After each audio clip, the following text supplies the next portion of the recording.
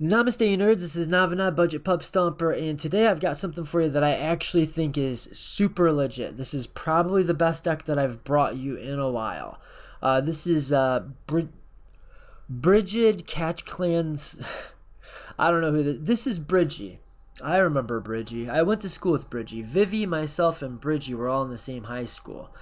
So you know how she's got that look where you can't really tell if she's like an old person or a young person? She's looked like that since she was 12, I swear to God. She was like one of these gals that looked like a nice looking older woman, but when she was like, in high school. And what happened was her and Vivi were in a relationship, and I always felt like sort of a third wheel. But they were very close, very close. So the story of this deck really is, I asked the guys in the Discord, hey, what are some of the new, good, powerful commanders that people might be interested in right now? And there were a few guys in the Discord that were already working on this deck. Nacho Agnesio is, Nacho, aka Agnesio. I grabbed his list and I was going to just, I duplicated his deck. And I wasn't sure if I was just going to show you guys his list or if I was just going to, make a few modifications and make it my list. But it ended up being that there were a number of cards that I did want to get out of there. And also I looked at Boblo's list, and there were a lot of cards, or a number of cards that were in Boblo's list that I wanted to play. And so basically this deck list is almost every card that's in the list can be found in either Nacho's list or Boblo's list. There's maybe 4 or 5 cards that I added that are not in either list, so we're really just going to have to all share the credit for this one. But I wanted to give those guys props because couldn't have done it without you. You guys saved me a lot of work. That's usually the way we work, right? Like I'm a bit of a slave driver in the Discord. I make you build a deck for me, and you do all the work, and then I take all the credit. We do that once a week. I'm kidding. I try to always give everybody the credit that they deserve. But speaking of people that deserve credit, Bridgie, she deserves a lot of credit. So they got pregnant, and by they I mean Bridgie. We called her Bridgie Gal. So we had Vivi Old Boy and Bridgie Gal, and they popped out a little Kithkin baby. And I just think it's really masterful the way the set designers put that into a card where it just totally makes sense. Now, the thing about it was Vivi was a nice guy, but Bridgie's mother was a nightmare. Her name was Dawn or Down or something like that. And, so that didn't go well, right? And the joke was always that she was going to grow up to be her mother. So what does Bridgie do? Oh my God, she did. She grew up to become her mother. Round of applause, Watsy. You did a fantastic job catching this entire story and just putting it into a magic card. So, Bridgie Gal is a 3-mana 3/2 legendary creature Kithkin warrior. It says whenever this creature enters or transforms into Bridgie Old Girl again, create a 1/1 green and white Kithkin baby token. At the beginning of your first main phase, you may pay green mana. If you do, flip it into the gal that grew up to be her mother, Dawn. This is Bridgie Dawn's Mind. Dawn's Mind? I don't know. Her mother's name was Dawn, so maybe they had to change it for legal reasons, or maybe that's how you spell Dawn and Kithkin. I'm not sure. But yeah, it looks like she did grow up to be her mother. I haven't talked to her in a while. So basically this is Gaia's Cradle in the command zone, so that's obviously good. Why did I have to be convinced about that? Obviously that's good. The reason I had to be convinced is because I was worried about the deck fighting against itself. It's like it wants to be a Stax deck, but it wants to be like a Creature Storm deck.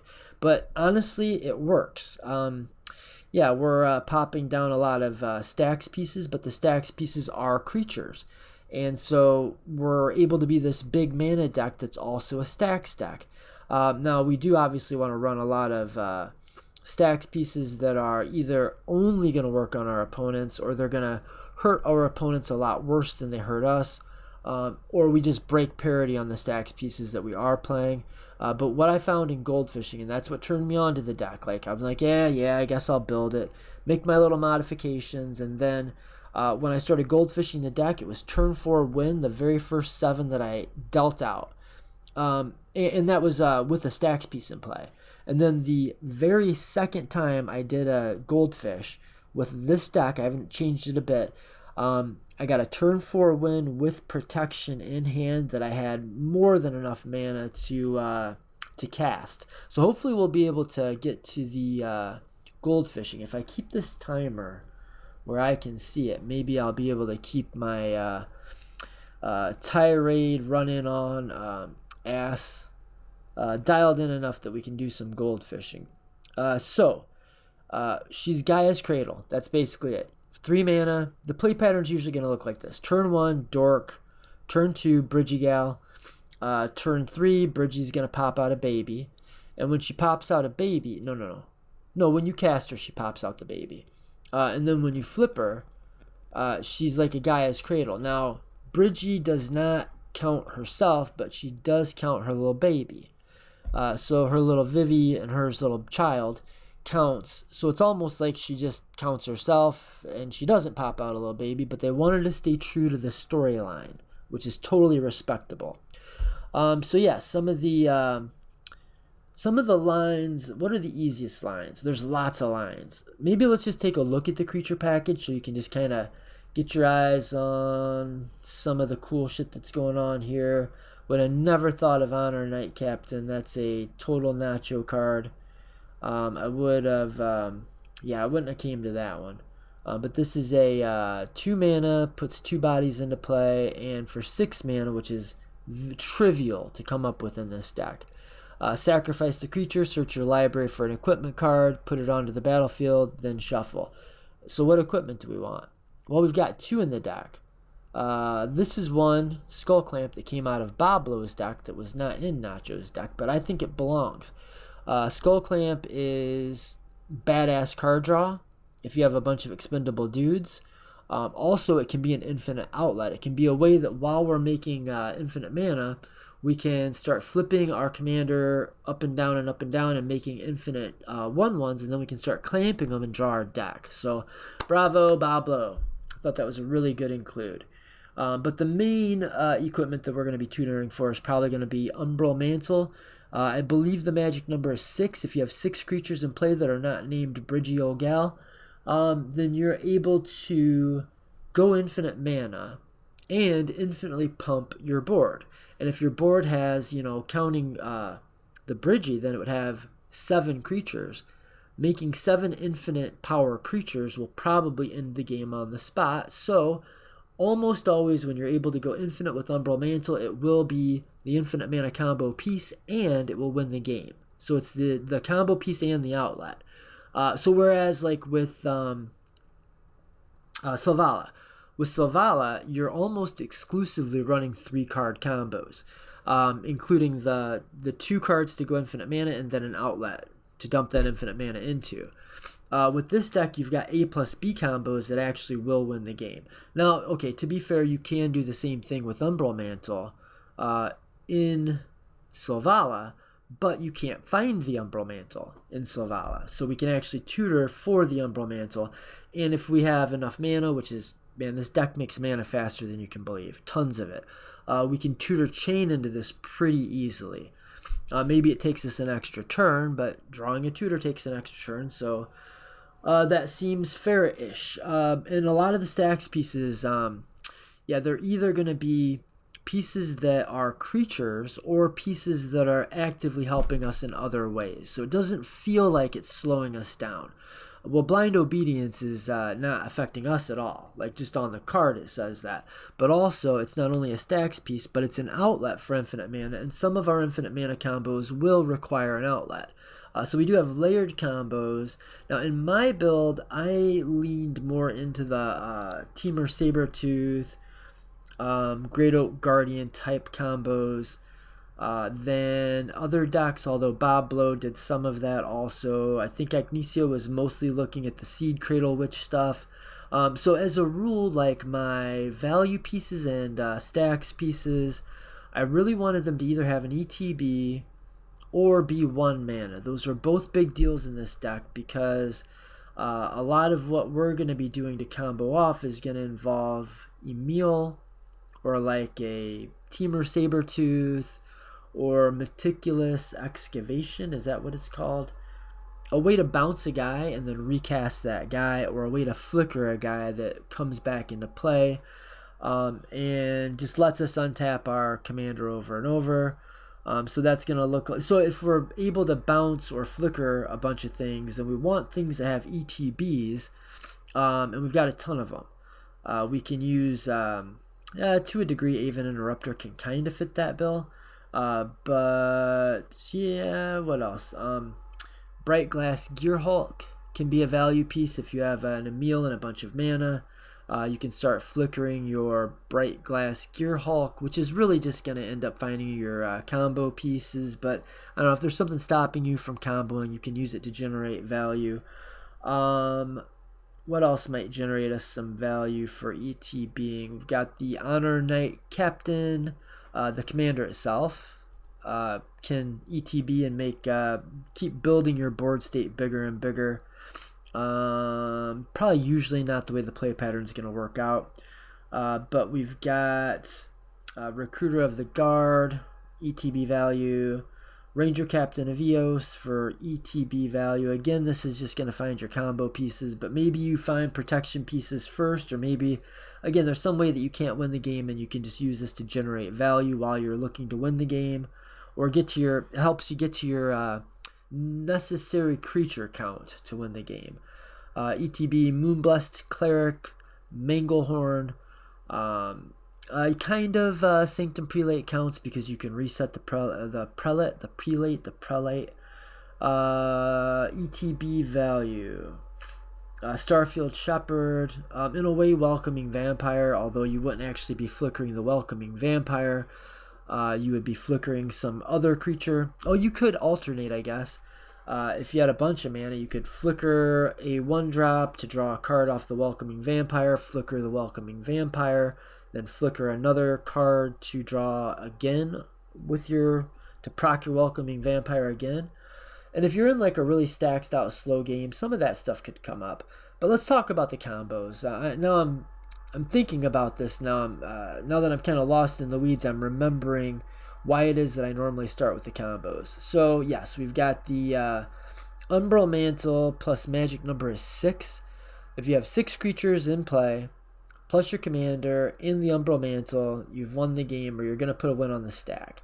Also 6 mana, and Staff of Domination. That will allow you to tap and untap, so you'll pay 3 mana. Well, first you'll tap your Bridgit for 6 mana. Then you will use one of the 6 to untap Staff. So now you've got 5 mana floating. Then you're going to use 3 of your 5 to untap your commander. You've got 2 mana floating. You tap the commander, so maybe you only need 5 mana for the Staff combo. And then when you make infinite mana, you use the Staff to draw your deck, and then you're going to win the game by having your deck in hand. There's also Gauntlets of Light, which we do have some tutors. And remember, you can tutor chain. If you've got a creature that's a tutor, you've got other tutors that can find the creature tutor. So Gauntlets of Light, enchant creature, it gets +0/+2, doesn't matter. The relevant text is that the enchanted creature has 3 mana, untap this creature. So if you get this Gauntlets of Light in play, equipped to your commander, you only need to have 4 creatures in play and your commander to go infinite mana. Of course, then you need an outlet, but the deck is full of outlets. Yeah, so Gauntlets of Light, very clever include. I don't remember, somebody told me about that I think was neither Bablo nor Ignicio, but Bablo had Rite of Harmony, which can be an outlet.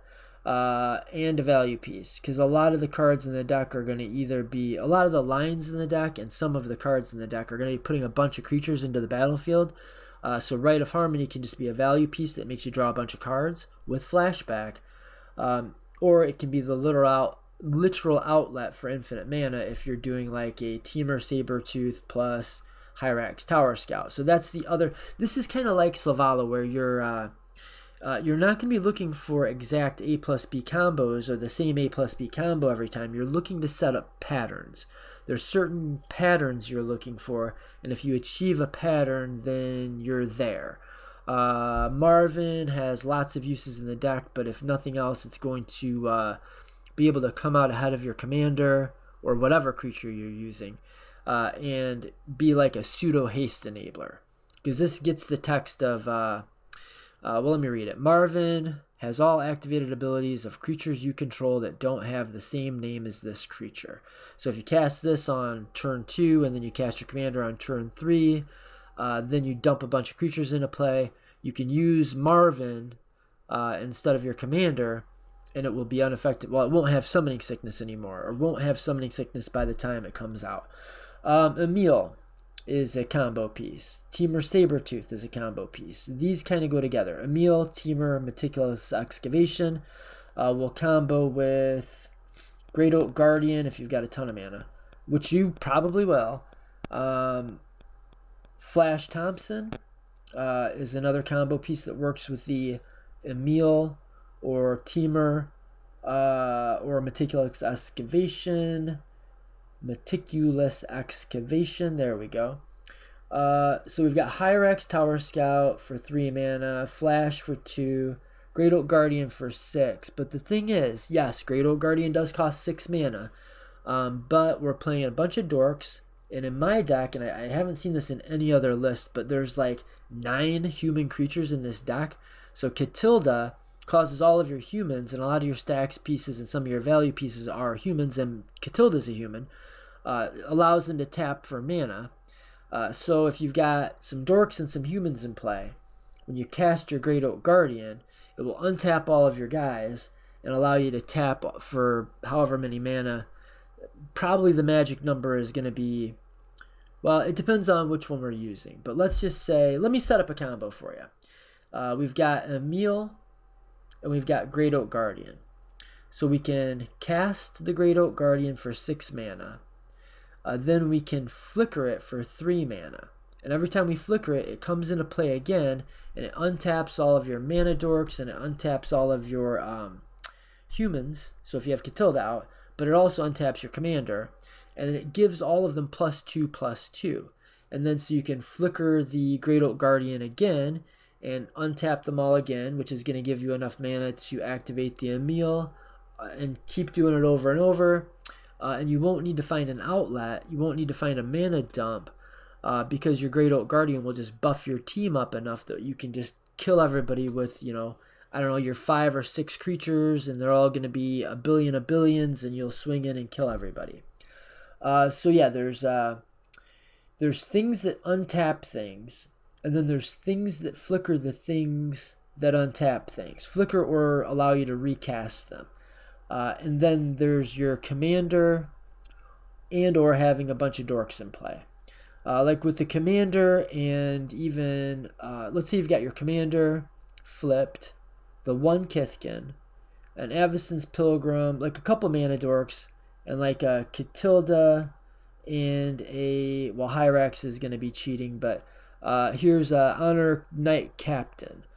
This actually brings a human creature into play with it, and it's a human. So you can tap the humans, which would be Catilda, Honor, Knight Captain, and the token would all tap for mana. Yeah, so even if you didn't have the dorks, if you just had the humans out, you could do that thing. Now, the mana requirements get a little bit worse when it's Temur Sabertooth, because now you have to recast or Meticulous. Can you bounce a big fatty with Meticulous? That might just be for the little guys. Where is it? Return target permanent you control. No, you can do that. Okay, so if you've got, you'll need 9 mana to do the thing with Great Oak Guardian. But if you've got 9 mana in any combination of your commander, humans with Catilda, and or mana dorks, then you can go infinite with your Great Oak Guardian. And you don't necessarily even need to make infinite mana if you just buff your team infinitely, right? Because that's the idea. Then you've got so that one costs a little bit. Like, that's the most expensive. That's the highest mana requirement for any of the combos in the deck, pretty surely, is the Meticulous Excavation. Because it's 3 mana to bounce the thing, and then the thing that you're actually casting is 6 mana. So that's the highest requirement. But there's lots of other ways to do it. Flash Thompson will untap your commander. So as long as your commander, let's say you've got Meticulous Excavation, that's the worst one. It costs 3 mana. Flash costs 2. So then that takes 5 mana to cast Flash Thompson and return Flash Thompson to your hand with Meticulous. So as long as you've got 6 creatures in play aside from Dawn's Mom, then you can go infinite mana that way. So these are the combos. Emil or Temur Sabertooth or Meticulous Excavation with any of your creatures that untap a thing or things can allow you to go infinite mana, and in the case of Great Oak Guardian, infinite mana and infinite power for all of your dudes. But that's just one class of combo. There's actually other classifications of combo in the deck. We can also combo in a totally different way with Seed Cradle Witch. So Seed Cradle Witch, and I goldfished this deck a couple of times before I fell in love with it. Like I think it was 2 times I goldfished it where I'm like, yep, this is it. This is way fucking better than I thought. And Seed Cradle Witch was a part of the first one. So basically, this is just in one card, 4 mana, target creature gets +3/+3 until end of turn. Untap that creature. So in this one mana card, we've got the means to go infinite mana, and then an outlet as well. So this is like probably the best card in the deck, for the commander. So commander plus the Seed Cradle Witch, and the commander has to tap for 5 mana, and you'll go infinite mana. But even if the commander only taps for 4 mana, then you'll be able to infinitely buff all of your creatures. And that would mean that you've got 4 creatures plus your commander, 5 creatures. So even if you only have 5 creatures total in play, counting the Seed Cradle Witch, counting your commander, you'll have an infinitely big army with 5 members of it, which may be enough to win the game, may not, but it's pretty good.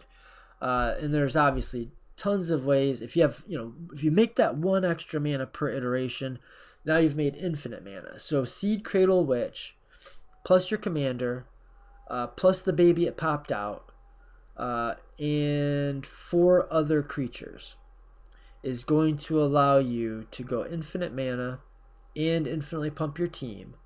But sometimes you won't have enough, like your opponents will have a bunch of chump blockers, so you may need an outlet. But there are tons of outlets in the deck. We've got 1 at 1 mana, which I remember telling you was a key number. I think I said that. Like all the stacks and value pieces I was looking for, I was trying to keep them at 1 mana or something that had an ETB, because we've got so many ways to seek out or search out 1 mana things. Recruitment Officer, if you have this in play with infinite mana, you can pump that infinite mana to looking at the top 4 cards of your library over and over and over and put all of your creatures into play. So yeah, that's gonna win the game. There's tons of things you'll be able to do. It's going to be a little bit board state dependent. There's I guess the cleanest way to win with Recruitment Officer will be if you have infinite mana and your Recruitment Officer, you will continuously activate the Recruitment Officer over and over to put all of your creatures in play. And once all of your creatures go into play, you will necessarily have to have found Bright Glass Gearhulk, and when it comes into play, you can search your library for 2 artifact, creature, or enchantment cards with mana value 1. Why were we doing this? Sorry, I'm mumbling. There was a reason. Oh, right. Skull Clamp, because you'll find the Skull Clamp. You'll have all of your creatures in play, and you'll be able to draw your deck by clamping out all of your dudes. You'll find your Temur Sabertooth. So that wasn't as clean as I was thinking. You'll find your Temur Sabertooth, and you'll bounce any of your creatures that tutor. You'll recast the creature that tutors to find the thing that it tutors for. Or you can just do Eternal Witness loops. So like, yeah, you could... you're definitely gonna win if you go infinite mana and you get to this outlet. But Temur Sabertooth, cast your Eternal Witness, pick up a creature. No, you've got all your creatures in play, right? So when you spit out all your creatures into play, one of them will be Beast Rider Vanguard. This says look at the top 3 cards of your library, reveal a permanent card from among them, put them in your hand.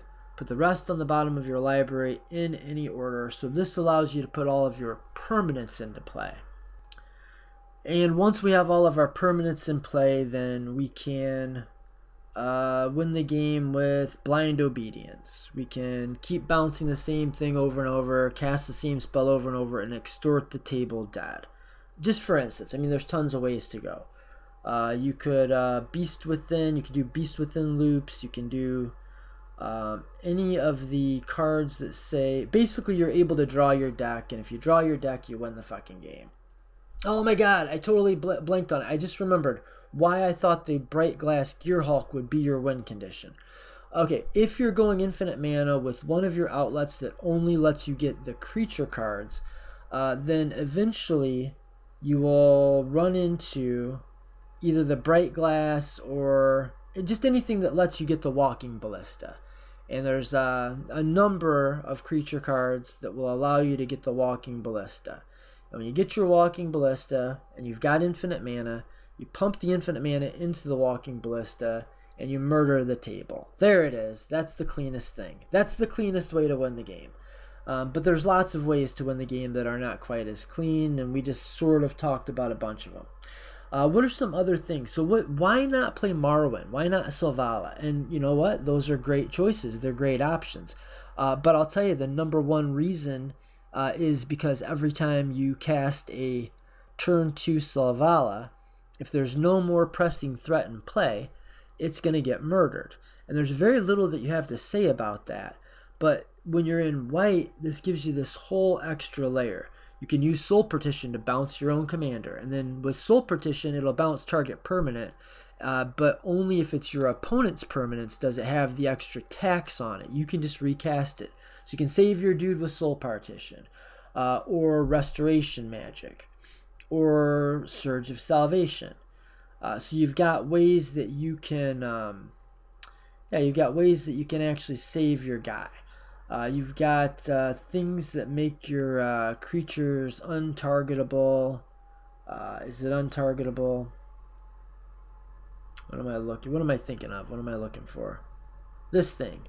Pop your Shalai in play. Now your creatures all have hexproof. You know how amazing that would be in Selvala? Like, that's super, super good. You also have the tools to grind with this deck. Like, if you have to go into the mid game, it's not the end of the world because you've got spells like Archdruid's Charm, which, yes, is a creature tutor, but is also a removal piece. This is creature removal, this is artifact removal, it's enchantment removal, it'll find you a land if you need that, and it's a creature tutor. But this is a removal piece. Because a lot of your creatures are removal pieces, that also means that a lot of your creature tutors are quasi-removal pieces when you need them to be. But you've got Swords to Plowshares, and you've got Path to Exile, Will of the Mardu, which not only murks a creature, but it also gives you, like, doubles the number of creatures that you have. You've got ways to assemble A plus B combos in here in the form of Shared Summons. So Shared Summons essentially becomes... So there's lots of essentially one card wins in this deck. Any card that is going to allow you to get to 2 creatures is going to win the game for you, or give you the means to win the game. So shared summons will find any of your 2 creature combos. Tooth and Nail, I was skeptical of this. This was included in the other 3 lists that I looked at. I wasn't so sure about this, and then I actually played the deck, and it's like easy, trivial. It's trivial. I mean, look, even if you just use it as a 7-mana tutor for 2 creatures, it's a 1-card win assembler. But if you actually have the 9 mana, and very often you will, you put those creatures into play and you win on the spot. Or if you go infinite mana, you can Tooth and Nail and get your Teamer Sabertooth and your Eternal Witness, and then you can cast your Eternal Witness to pick your Tooth and Nail up, and then you can use the Tooth and Nail to find another 2 creatures, and so on and so forth, and just keep going through that until you've got all of the things you need to make an actual hard kill, which really is just going to be infinite mana and then Walking Ballista. Clean win condition, Walking Ballista. There's other stuff, Stax. Like, that's the name of the game here is we're playing white, so we get to play Stax, and if we focus on Hate Bears, then we're advancing our own board and mana production while we're playing the Stax. But there's, Seed Cradle Witch, Ranger of Eos. This is what I was talking about, 1-card win assemblers. Your Ranger of Eos is a 1-card win assembler. With enough mana, Starfield Shepherd can be a 1-card win assembler. Anything that's going to get you, well, and most of the time, you're going to have an A, and any creature is going to be a 1-card win assembler. But even if you don't have an A, you've got Ranger of Eos, Starfield Shepherd, Tooth and Nail, Nature's Rhythm, and Shared Summons. Yeah, that's a lot, right? That's a lot for a $100 budget competitive deck. That's quite a lot. Honestly, in my goldfishing and testing of the deck, usually as long as you just get Seed Cradle, that's a 1. So all of your creature tutors will usually, in most board states, in most situations, Seed Cradle Witch is going to be just win the game with your commander most of the time. Not always, but most of the time. But sometimes you might need that little extra pump of mana, or sometimes you will just be able to make infinite mana, but you won't have an outlet. And Seed Cradle is always going to find that other thing. If you need the infinite mana, let's say you've got just 3 creatures in play plus your commander, and you find Ranger of Eos, then you can find Seed Cradle Witch and Recruitment Officer. That's a win. You'll have enough creatures now where your commander will produce more than enough mana to go infinite with Seed Cradle, and then your Recruitment Officer will look through and reveal cards and all the things that I talked about earlier. Or if you've got Ranger of Eos, you can get Seed Cradle and Walking Ballista. Or if you already have something like that, you can find if you've already got an outlet, you can find a protection piece. So yeah, lots of 1-card win cons that very often are literally going to just cast this 1 card, and you're going to be set up to win just off of this 1 card, which means that you're a fast deck, but you're also a deck that's going to have very live top decks. And if you don't have draw in the command zone, having very live top decks is ultra important. Like, if you're not drawing more than, and there are ways, we've got mana leaks in the deck, believe me. Well, we've talked about a lot of them. But if you're able to get like a Teamer Sabertooth in play or an Emil in play, we talked about all the ways you can generate value with that, but also like your Recruitment Officer, your Duskwatch Recruiter, your Beast Rider Vanguard. These will also just be great ways to outlet mana, so that you can, if you're not able to draw cards exactly, you can look at the top 3 cards of your library, find a permanent, put it in your hand. But yeah, the live top decks is it's a big thing when you're a little bit skimpy on card draw. I mean, we are playing like Welcoming Vampire. We're playing some card draw, but not as much as we'd like to be playing. I guess I'll put it that way. So yeah, having the very live top decks is huge. Priest of Titania is just obviously good in the deck for a lot of the same reasons that Catilda Dawnheart Prime is good in the deck. These cards are almost the same card. So if you're thinking about this deck and you're like, Priest of Titania makes a lot of sense, but I don't know about Catilda. Outside of combos, which they work different, Priesthood works with all of your combos, and I guess Catilda only works with the Great Oak Guardian. But is that right? Does anything else untap all of your guys? Well, I mean, Catilda will help you get that bump you need. I'll tell you about one of the Goldfish games that I got into. I was just shy of the mana requirements for going infinite, and I found my Ranger of Eos, and what I selected was Quirion Ranger and Seed Cradle Witch, and that very easily got me there.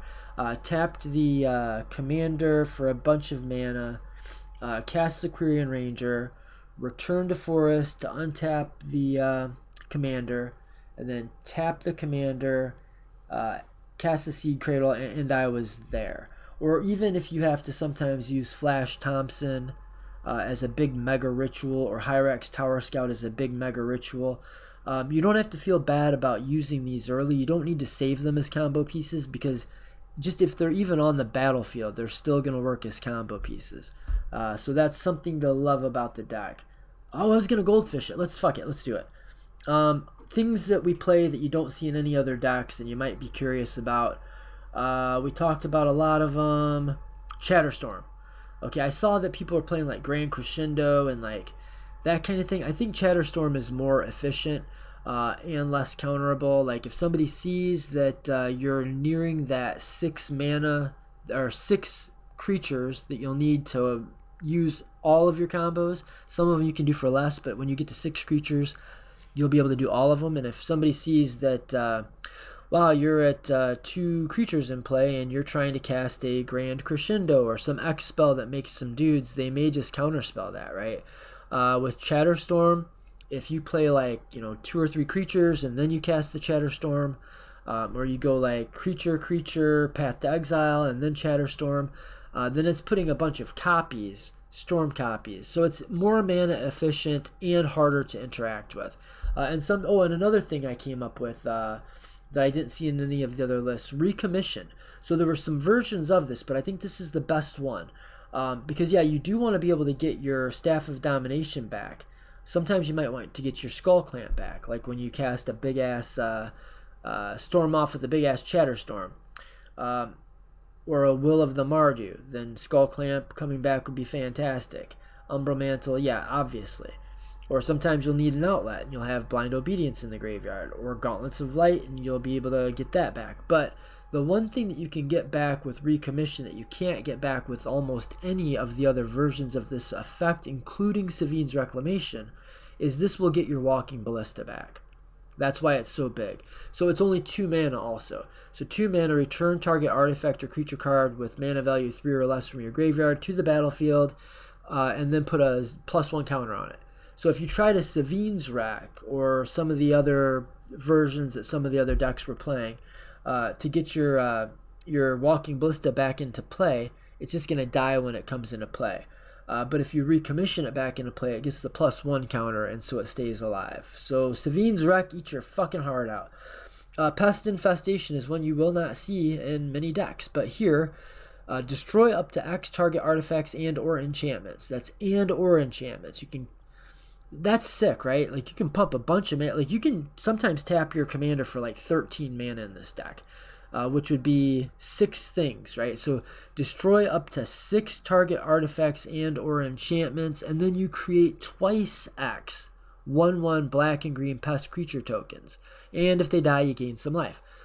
So if you have 6 mana that you're pumping into it, so you've got 7 mana total, and you're going to put another 6 into this, it will make 6 dudes. So this is just better than any of those other things that some people are playing. So 1 mana, double X, even if you just take out 1 Stax piece or 1 value piece by putting 2 mana into the X, so X equals 1 because you pay 2 mana and a green, you will take out the thing, and then also it will make 2 creatures.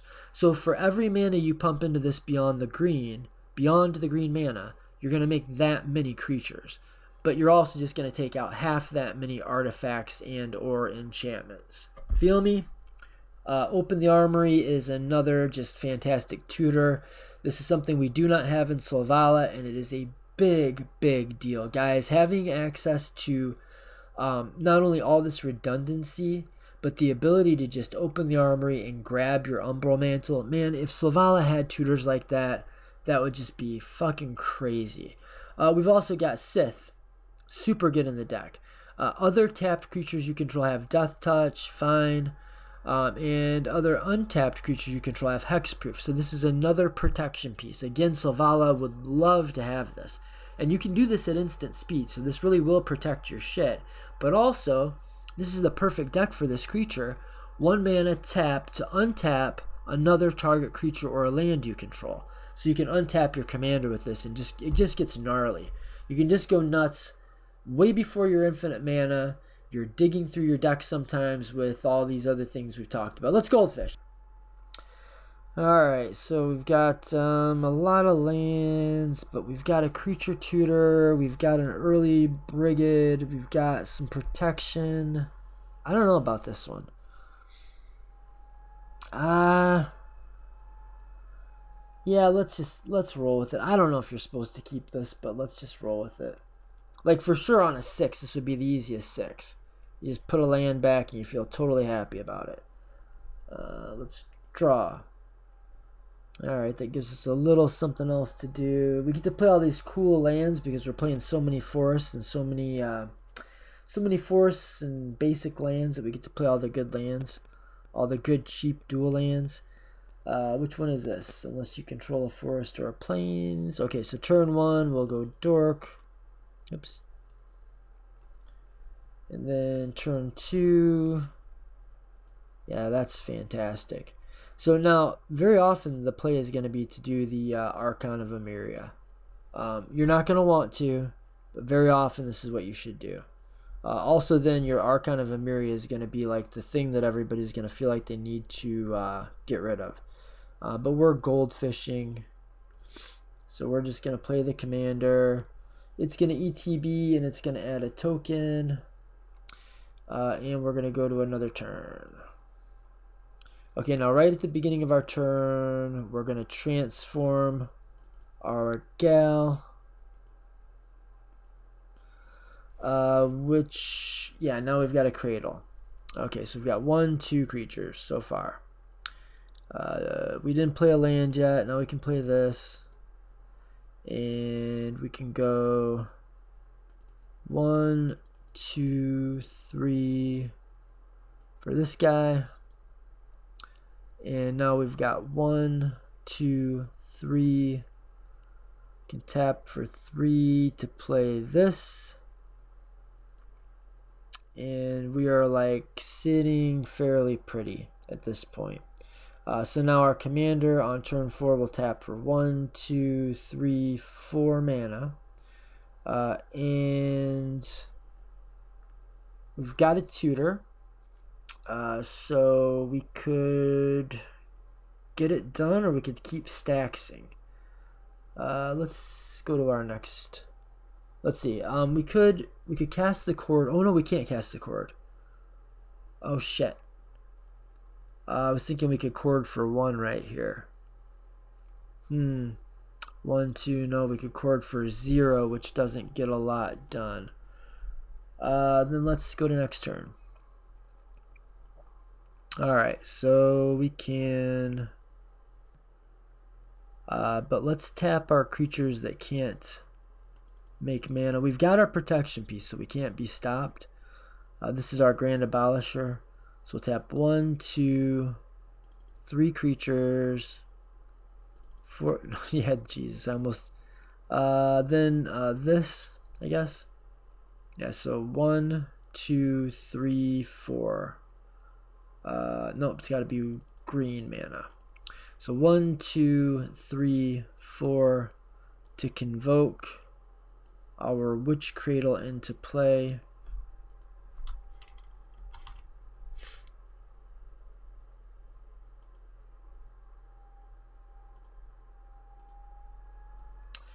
And there's our infinite combo. This is us going infinite, so we can tap for 1, 2, 3, 4, 5, which is what we need to go infinite mana. So we tap this for 5, and then we use 4 of the mana. Target creature gets +3/+3. Untap that creature. So this guy gets a little bit bigger. Tap it again, gets a little bigger. Tap it again until we've made infinite mana and made this guy infinitely big. And then we'll start using this guy to tap and untap all of these other guys. And if we need to, we could Swords to Plowshares, somebody's blocker. We make our board infinitely big. We've got 1, 2, 3, 4, 5, 6 guys that are infinitely big. But we easily get one person with our flyer. And then we've got 1, 2, 3, 4, 5 other guys to kill 2 other opponents. So depending, maybe that kills everybody, maybe it doesn't.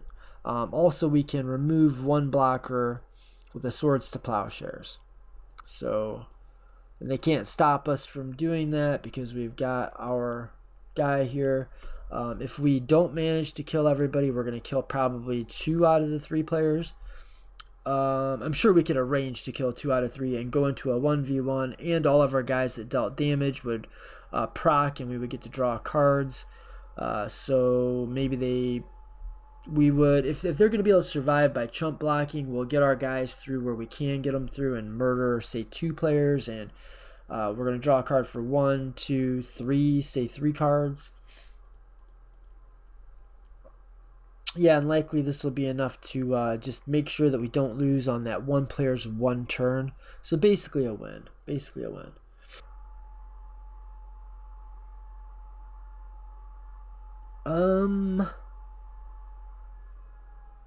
This is interesting.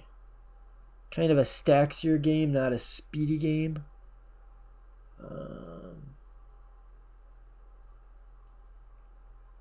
Yeah, let's try it. Do this, do this.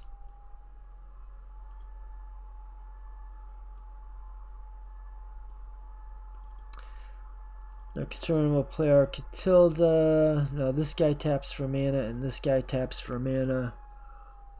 Can't use it yet. But maybe we blow something up with a piece of interaction. Get to play this land, which is fantastic. Now we've got decisions to make. I think if we're committed to the Stax plan, we just want to go full Stax. Yeah, I mean, people are in a bind at this point. When they have a rule of law and a blind obedience in play and all their lands are coming into play tapped, like, bad shape. Bad shape. So their artifacts, creatures, and non-basic lands all come into play tapped. And they can only play 1 turn, or 1 spell per turn. And let's go to next turn. I mean, at some point, we're going to want to play our commander. So let's do 3 for the Bridgit. This is what it's going to look like, I think, when we're really trying to Stax people out. And this would have been a good hand to keep if we're playing against, like, turbo decks. Like Rals and even Savalas and such. We're making a little baby. Is that an option to make a little baby? Now all of our humans tap for mana. This is a human. This is 2 humans. So we've got more mana. We've got 1, 2, 3. Cast this to get our, I don't remember what it's called. Is it gauntlets?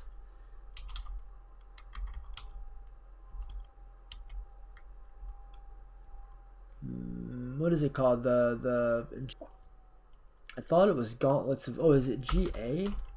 Oh, there it is.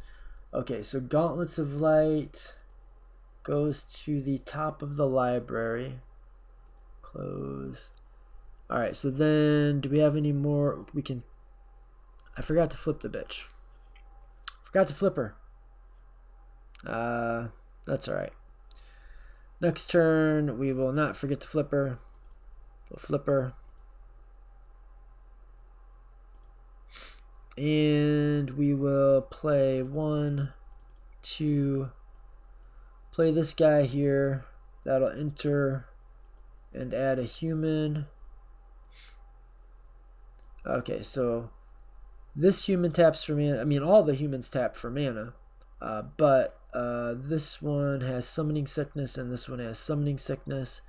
So look at all the mana we could produce right now. We've got well, I mean infinite, right? But even without the infinite, we've got 1, 2, 3, 4, 5, 6, 7. So she taps for 7 mana by herself. And then the humans, 1, 2, 3, that's 10. Then we've got 4 lands, you know. And then next turn these guys would tap, but we're not going to go to a next turn.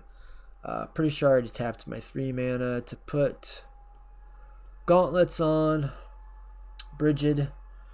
And now we're going to tap and untap and tap and untap and tap and untap and make infinite mana, which we will dump into our recruitment officer and look through the top 4 cards of our library, put all of our things into play, utterly stacks out the board, make sure there's nothing anybody can do, set up a situation where we're able to continually draw cards, draw as many cards as we want, and we've got the rule of law.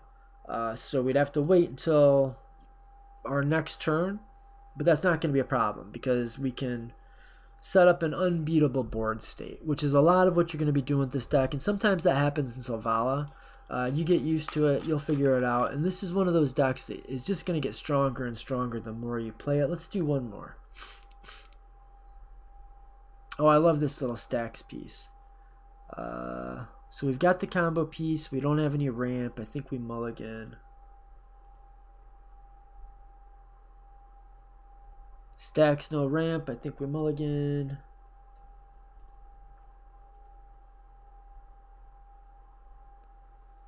Okay, so this is a 6. We don't have any green mana.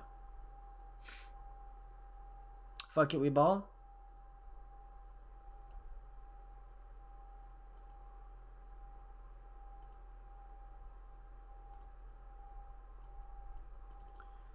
Maybe we'll find green mana, right? Yeah, I never doubted it.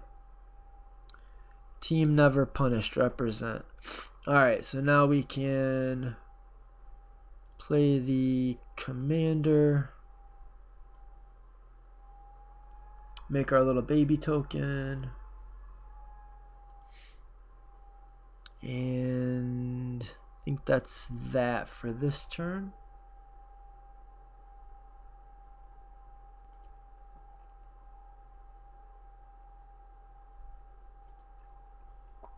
Alright, that's a big mana dork.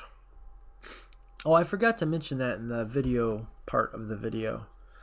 You do have stand-ins also. There's other creatures you can use where you don't always need your commander to win. You can go infinite mana with Priest of Titania, any big mana dork, or Catilda under some circumstances. So if this does get hated off the board, you still do have plans. Alright, so what's our... Oh, I forgot to flip the check. Definitely need to flip the check. Alright, so we've got only 1 creature at the moment, but we're going to remedy that situation real fast. 1, 2, 3, 4.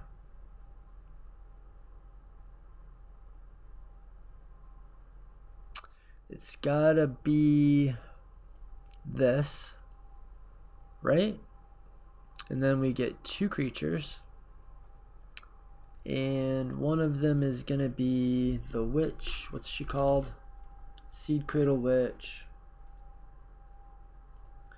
And then the other one is gonna be called... What is that little girl called? I legitimately don't know. I'll pause it. It is Recruitment Officer.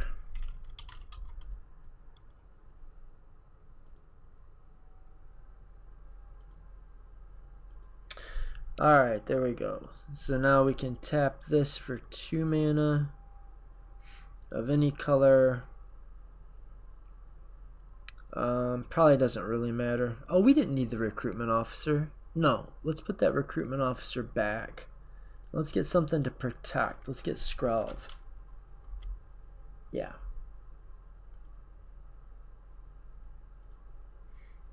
Yeah, we'll tap her for 2 white. And we'll put Scrub into play. And if we thought we were playing against Fast Company or people that have removal or whatever, then we wouldn't actually run this one out yet, probably. But you know, we're just efficiently using our mana, which you definitely do not have to do if you're worried that your opponents are thinking about not letting you win. Which some of them are jerks like that. I find it all the time. It seems like my opponents the play group that I play with, it's like it seems like they don't want me to win. It's like they're always against me. It's rather annoying. All right, here we are. This is the win. Do you guys get it? Do you see it? We've got the protection piece to protect our combos, and we've got all of the things we need. We've got a tutor in case we didn't have all the things we need. We've got a number of ways to win the game. So this is a turn 4. This is how I feel like it normally feels. There's, I don't know, like how would you win the game here? So obviously the obvious thing is to do the Witch Cradle thing, right? We could we can tap our Bridgit for 1, 2, 3, 4 mana. Okay, so we need one more creature in play. So we'll tap this, and we'll put this guy in play. Okay, now she taps for 5. So we tap her for 5. We use 4 of that 5 to untap here. And then we tap her, and we need to be alternating because we would have needed to tap this the first time. The first time we untap. And then we've got to make sure we alternate between white and green mana. White and green. To make sure that we can always pay this total 2 colorless, white and a green, but not a problem. So we alternate it, we tap, we make infinite mana, green and white, and then once we have our infinite mana, we cycle that through the Duskwatch Recruiter.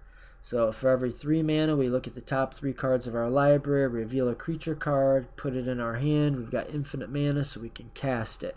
So we're able to cast all of the creatures in our deck. Eventually, with our infinite mana, we'll put a Welcoming Vampire in play. We'll cast our Temur Sabertooth, and we will cast any creature that's little. To trigger Welcoming Vampire, we'll draw a card. We'll bounce our Welcoming Vampire. We'll recast the Welcoming Vampire. Now it's a new Welcoming Vampire. We'll bounce something little. We'll cast something little, draw a card. And that'll let us draw our deck. And then once we've drawn our deck, we will win with the Walking Ballista or some more complex ways. There's tons of complicated ways to win the game. But that's the simplest. That's the deck, guys. I think it's badass. I think it's awesome. Yeah. I'd love to hear your thoughts on it. Leave them in the comments and let me know what I forgot or what I screwed up or how you would build it different, or I mean maybe just that you liked the video. That'd be cool. Like and subscribe and join the Discord. Come into the Discord. We need you. I don't feel right without you. I can't live without you. Word to your mothers and namaste, bitches. Namaste.